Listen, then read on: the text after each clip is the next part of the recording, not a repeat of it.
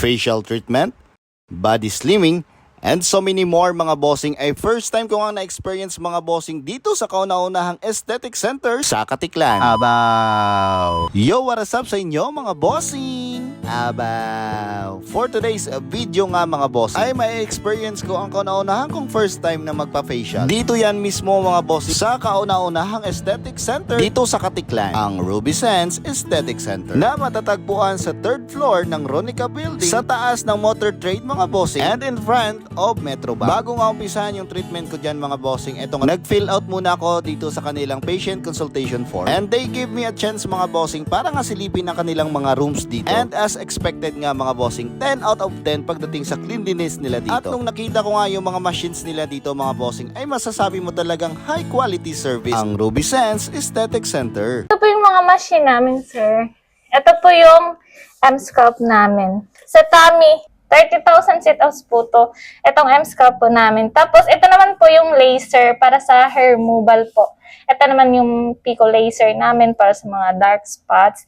At ayun naman po yung Exilip po namin para po yun for tightening the skin po. Burning path. Yun po. May sa tummy, yung sa kabila. Yung sa kabila naman po is for the face lang po. Ito po yung may Hydra po to. Hydra facial.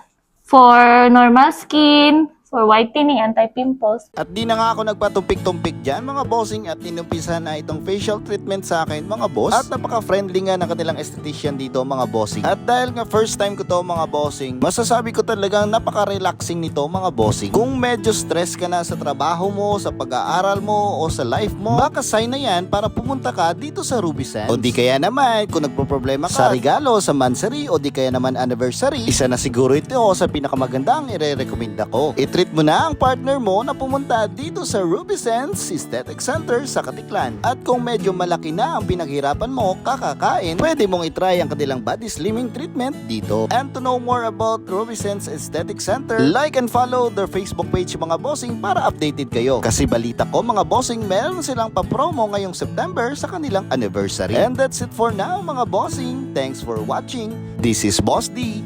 Malaya represent Alagang Ruby Sense. Abaw!